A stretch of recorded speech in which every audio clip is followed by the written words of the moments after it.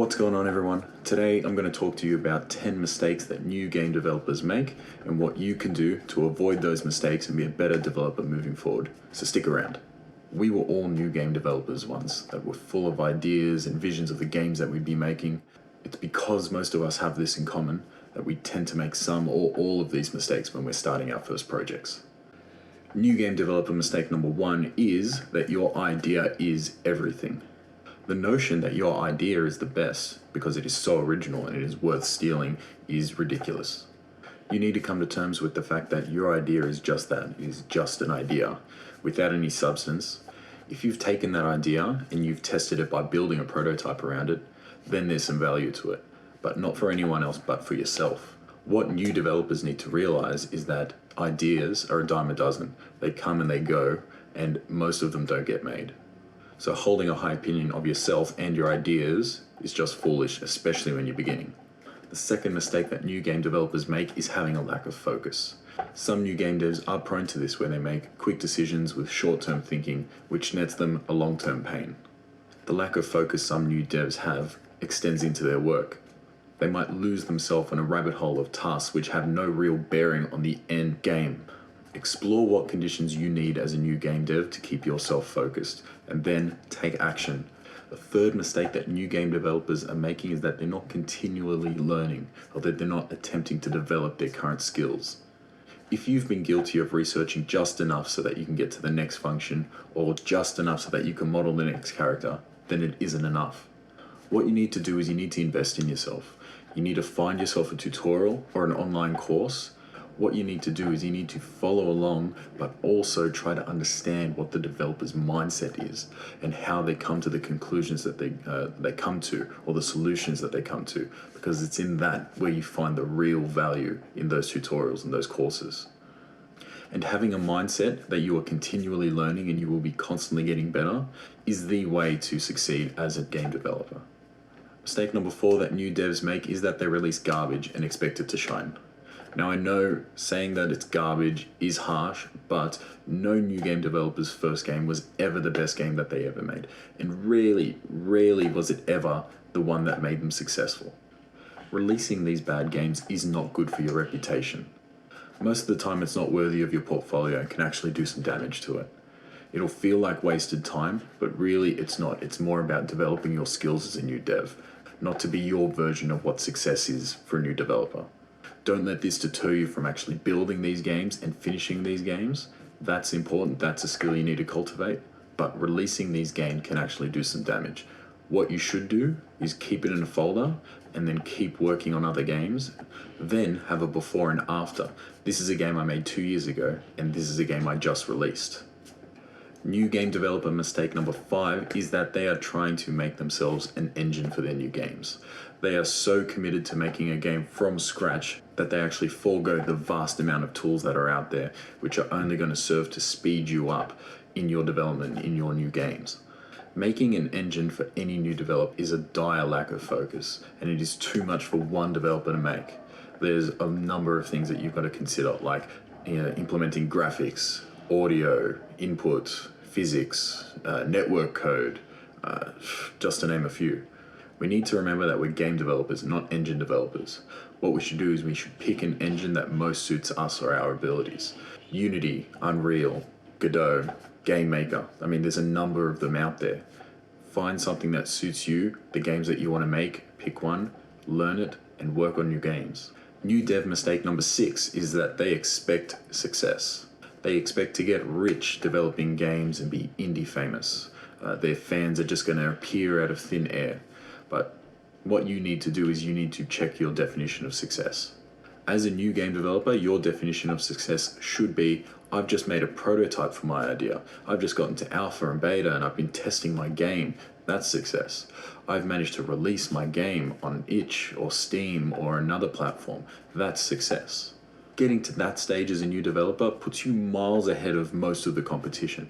90% of developers don't finish a game. Just do that. That's your success to start.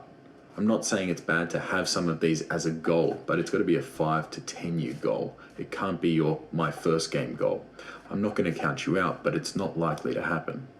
Just reevaluate what your definition of success is, so then you are not disappointed when you're not the Todd Howard of indie games. Mistake number 7 is that new game devs are too secretive.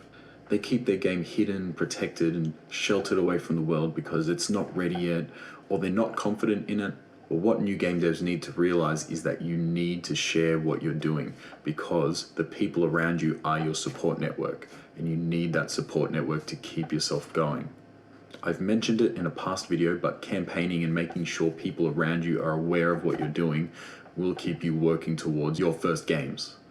If you haven't got a strong willpower, how else are you going to keep yourself on track? Do yourself a favor and tell people what you're doing. Share with them fairly often. Share it with other game devs. It's really important.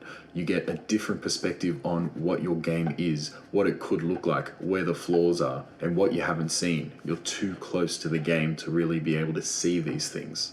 Also, a little secret about the game dev community is nobody wants to steal your game idea. Everyone else has their own ideas that they're working on or that they want to work on. Your idea is just your idea. You work on it. It's all about execution. New game developer mistake number 8 is thinking that they need funding. Now, you will only need funding if you are planning to make your game full-time, and that is 40 to 60 hours a week, depending on what your schedule is, what your family and your social life is like. If you have a 9-to-5 job or even a part-time job, then you are definitely capable of building your game on your own without the funding. That's not to say it'll be easy. It's going to be full of late nights and ramen dinners and sacrifice, but you are capable of developing your game without funding. But that said, once you do get it to a prototype or an alpha stage and it is worthy of showing, then you can start going to platforms like Kickstarter or Indiegogo or the like, and actually seek some funding that way, crowdfunding, or you could go the publisher route or an investor route, depending on if you have a company structure. But this is probably a video for another day. Remember, just do as much as you can within your means and get it to a stage where if you absolutely need funding, then go down that route. But it's a crowded market and it's difficult, so don't expect too much, but don't let that stop you from trying. Just remember the value and the reach that you have. New game developer mistake number 9 is that they are making too many excuses for themselves. I'm not too ready. I was busy today. I'm not sure how to do that. There's a million of them, and these are the excuses which stop developers from even starting. If you want to be a game developer, then you need to be real with yourself. Really sit down, figure out what exactly you want. If you are consistently making excuses for why you can't start or why you can't work, then is it really the industry that you want to be in? If it is, then find a way to stop yourself from making these excuses. Find a way to force yourself into doing some work. Whatever it happens to be, whatever your excuses are, find a way to circumvent them so then you can actually be what you want to be, which is a game developer. The 10th mistake that a new game developer can make is that they are creating games solely for themselves, and they are not thinking of an audience when it comes time to think of a concept and create a prototype and build out a game. Some new devs are making games with so narrow a niche and so little appeal that there is no hope for any level of success when it comes to release day. Sometimes the first game is a new dev's only game, and it's because of this. They become so disenfranchised because they've released their passion project which they're so invested in, which when it gets onto Steam, it only leaves customers, players, confused as to what the hell it is and why the hell it exists and why they should even buy it. I've seen devs do this and I haven't seen them making games again. It's a real shame because some of them really do have a lot of potential. If they came in with a mindset to make their game for a target audience, or a target demographic with a release target, and they actually spent time to market their game to that audience, then the results could have been vastly different. As a new developer, this is how you should be thinking. You need to think like a business person as well as a game developer. Is this game commercially viable? Have I got enough reach? Have we got enough wish lists? Are we going to have enough sales? All of these things are important factors to consider in when you're making a concept, when you are developing, and throughout development when you're testing and what feedback you're getting from testers. That should have some influence in what your game will turn out to be.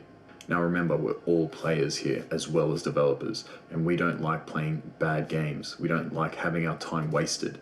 So you need to think about the audience. You need to think about the people playing your games before you start making your game. If you got some value from this, guys, then please consider subscribing, hit like, hit share, and in the comments section below, I want you guys to tell me what mistakes you guys made as a new game developer. In the next video, we're going to talk about steps that you guys can take so that you can make your first game. So stick around for that.